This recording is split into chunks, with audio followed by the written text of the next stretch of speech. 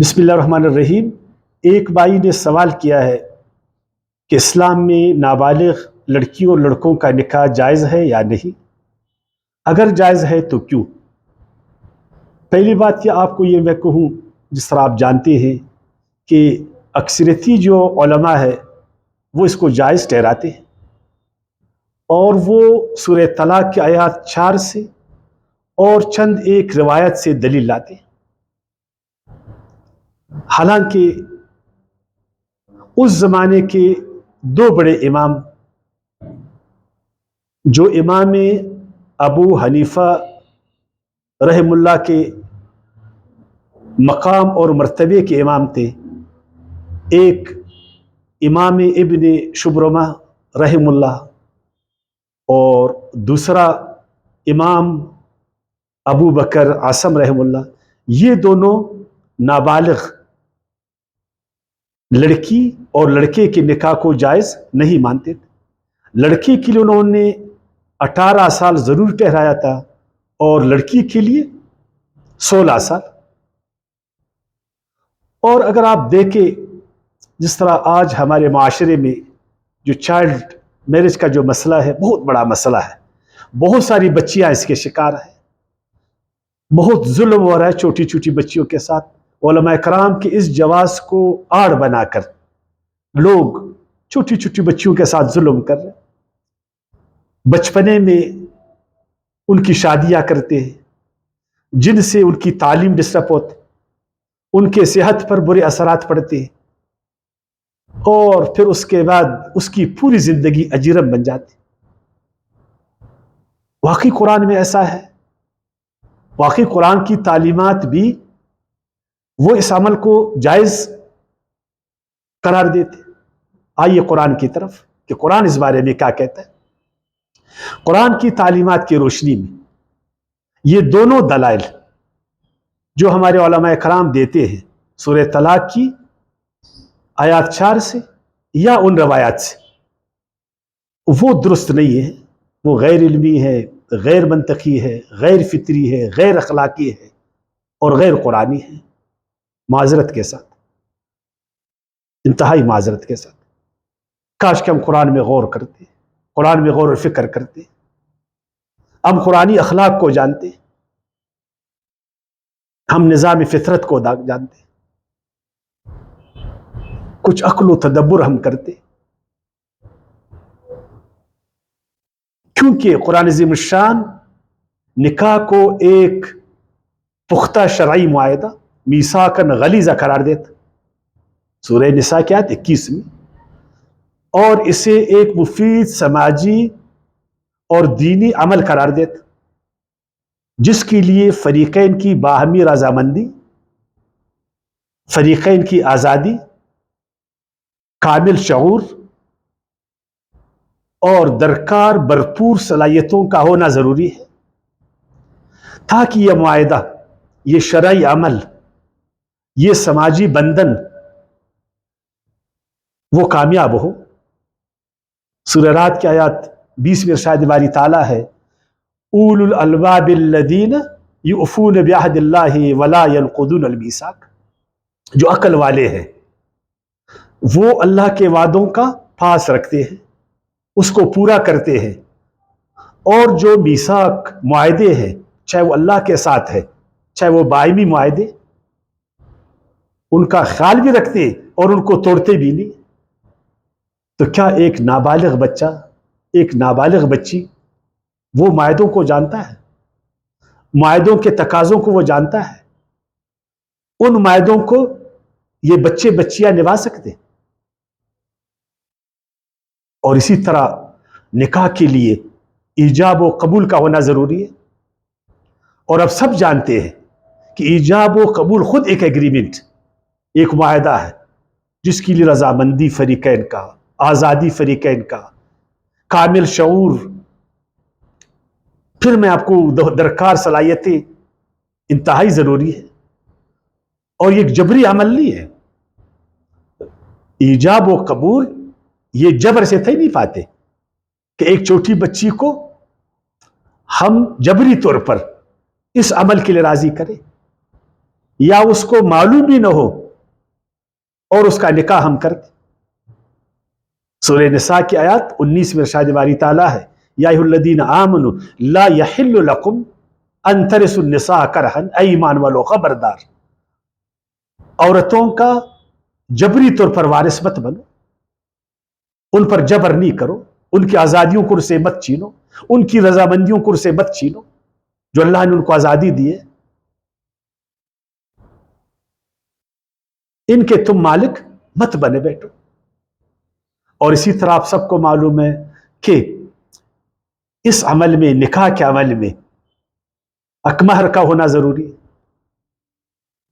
کہ جو مرد ہے میاں وہ عورت بیوی کو اکمہر دے گا، اور اکمہر اس کا تعین کون کرے گا؟ جو ہونے والی بیوی ہے وہ کرے گی. اس کو حاصل کون کرے گی؟ ہونے والی بیوی اس کو حاصل کرے گی. خرچ اس کو کون کرے گی؟ ہونے والی بیوی اس کو خرچ کرے گی.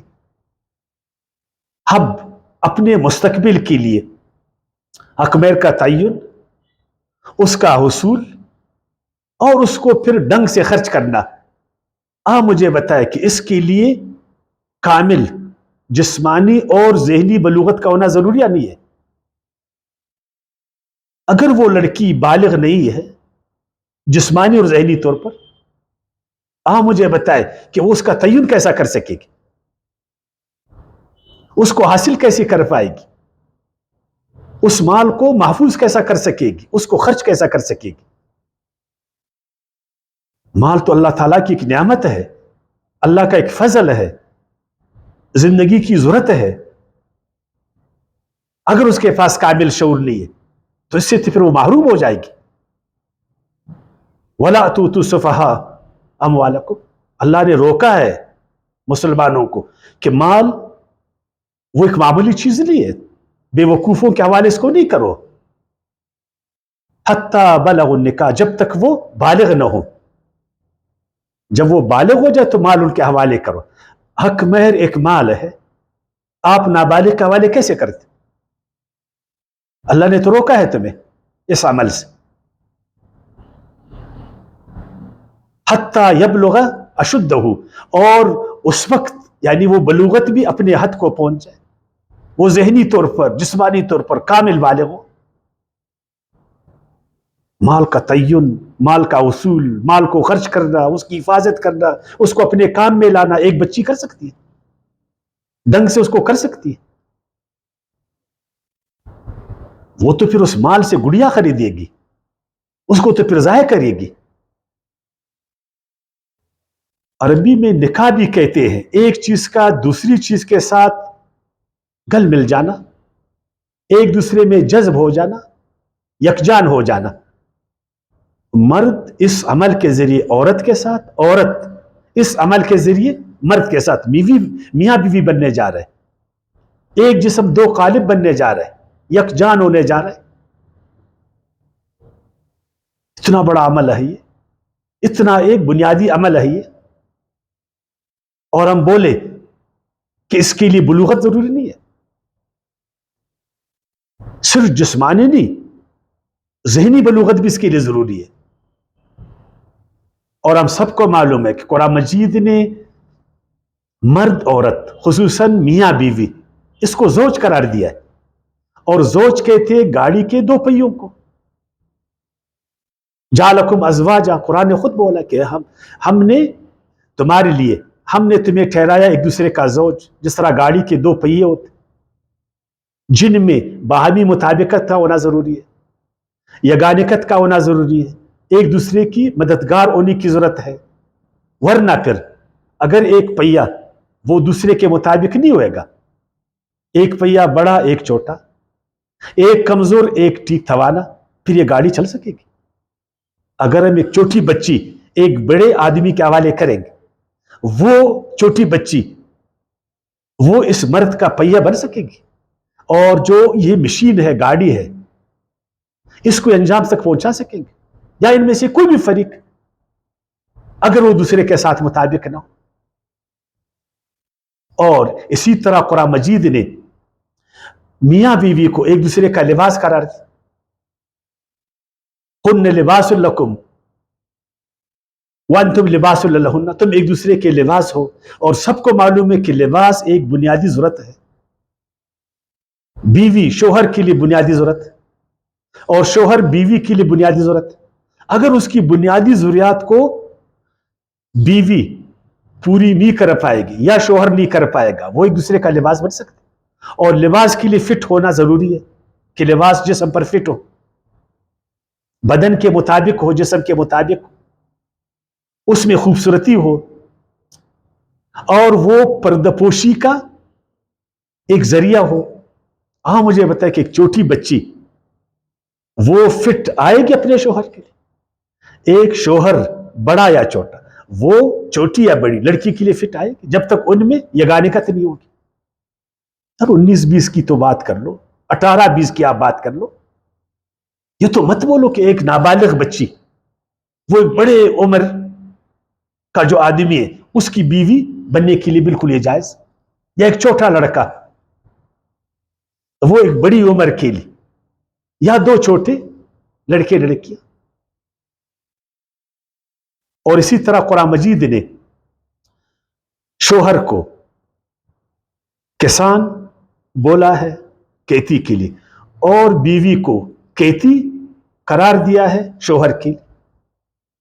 نساؤکم حرث لکم، تمہاری بیویاں تمہارے لیے کیتی کے مانند. تم کسان ہو، اگر کسان کے ساتھ بیج نہیں ہے، بیج کی صلاحیت اس میں نہیں ہے، وہ ایک چھوٹا لڑکا ہے، وہ کسان بن سکتا.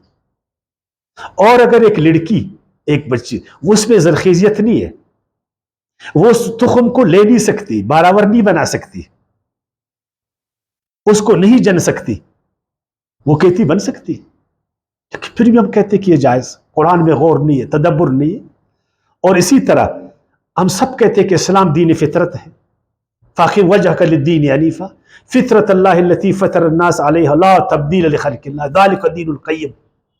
پکار کر ہم بولتے، چیخ چیخ کر بولتے، سارے مولوی لوگ بولتے اسلام دین فطرت ہے. تو دین فطرت بھی یہ جائز. ایک چھوٹی بچی جو شادی کے مقاصد ہے، جو نکاح کے مقاصد ہے، اس کو پورا کر سکتی ہے. ایک چھوٹا لڑکا وہ شادی کے مقاصد کو پورا کر سکتی ہے. ایک چھوٹی بچی بیوی بن سکتی فطرت میں. ایک چھوٹا لڑکا وہ شوہر بن سکتا ہے، وہ ماں اور بن سکتی ہے، وہ باپ بن سکتا ہے. اور ہم کہتے ہیں، اور واقعی ایسا ہی ہے کہ اسلام دین فطرت ہے. اور ہم یہ بھی کہتے ہیں، اور واقعی ایسا ہی ہے کہ اسلام دین اخلاق کا دین ہے.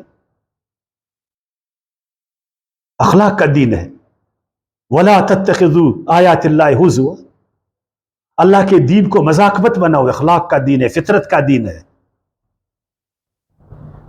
یہ افادیت کا دین ہے.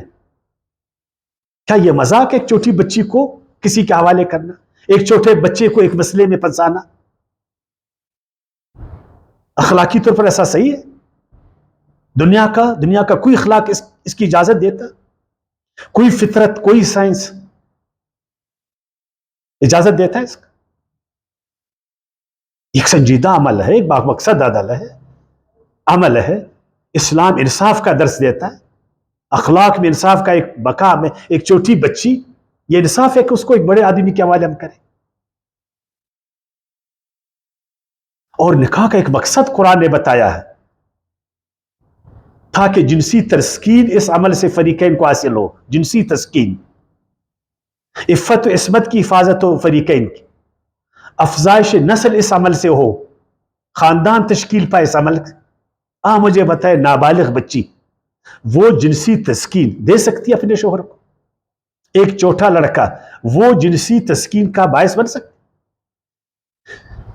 چھوٹے لڑکے لڑکیاں وہ جنسی تسکین کے باعث بن سکتے؟ عفت و عصمت کا ذریعہ بن سکتے ایک دوسرے کے لیے؟ افزائش نسل نابالغوں سے ہو سکتی ہے؟ وہ ایک خاندان کو تشکیل دے سکتے، ایک گھر کو بنا سکتے، خاندانوں میں میل ملاپ کر سکتے. خلق لکم من انفسکم ازواجا لتسکنوا الیہا وجعل بینکم مودۃ ورحمہ ان فی ذلک لآیات لقوم یتفکرون. جو فکر والے لوگ ہیں جانتے ہیں اس کو کہ شادی کیوں ہوتا ہے، یہ ملاپ کیوں ہوتا ہے، تاکہ ایک دوسرے کے لیے محبت اور رحمت کی یہ باعث بنے، عصمت و عفت کے باعث بنے، جنسی تسکین ایک دوسرے کو دے سکے، ایک اچھا خاندان بنا سکے، بسا سکے، ان کے ذریعے سے افزائش نسل ہو۔ یہ سب کچھ اس وقت ممکن ہے کہ فریقین بالغ ہو، نہ صرف جسمانی بلکہ عقلی طور پر بھی ان کو مکمل آزادی ہو، باہمی رضامندی کے ساتھ یہ عمل ہو، دونوں میں درکار صلاحیتیں موجود ہوں، ورنہ پھر نقصان ہوگا، صحت اور تعلیم کا نقصان ہوگا۔ کم عمری کی شادیوں میں بچیوں اور بچوں کا تعلیم متاثر ہوتا، صحت ان کا خراب ہو جاتا، خاندانوں میں پوٹ پڑ جاتا، حقوق تلفی ہو جاتا ہے۔ یہ سب اسلام میں غلط۔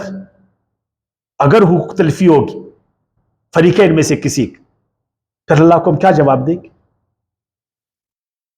اگر ان کی تعلیم جو فرض ہے وہ خراب ہوا، اللہ کو کیا جواب دیں گے؟ صحت کا ہونا ضروری ہے، اگر وہ خراب ہوا پھر ہم کیا اللہ کو جواب دیں گے؟ اگر یہ مسئلہ خیر کی بجائے شر کا باعث بنا پھر اللہ کو کیا جواب دیں گے؟ یہ سب فرائض میں سے ان کا ہم نے خیال کرنا ہے۔ اس لیے اگر ہم قرآن میں غور و فکر کریں تو قرآن کی تعلیمات کی روشنی میں بالکل یہ جائز نہیں ہے، لیکن ہمارے علماء کرام نے معلوم نہیں مجھے کیوں ان کی اکثریتی تعداد نے اس عمل کو جائز ٹھہرایا، جس سے بہت سارے لوگوں نے ناجائز فائدہ اٹھایا، اور یہ دروازہ اس وقت بند ہو جائے گا جب ہمارے علماء کرام وہ دوبارہ سے قرآن میں غور و فکر کریں گے، اپنے پیارے رسول کی پیاری سنتوں کو جانیں گے، آپ صلی اللہ علیہ وسلم کے اخلاق مبارک پر دوبارہ جو ہے نا نظر دوڑائیں گے، آپ صلی اللہ علیہ وسلم کی سیرت کو دیکھیں گے، صحابہ کرام صلی اللہ علیہ وسلم کی سنت کو دیکھیں گے، اور فطرت میں، اخلاق میں، ہر شعبے میں وہ درک کریں گے، پھر وہ خود بولیں گے کہ یہ عمل جائز نہیں ہے۔ کون سا عمل؟ نابالغ چاہے لڑکی ہے چاہے لڑکا ہے، اس کا نکاح پھر جائز نہیں ہے جب تک وہ جسمانی اور عقلی حوالے سے بالغ نہ ہو جائے۔ وما علینا الا البلاغ۔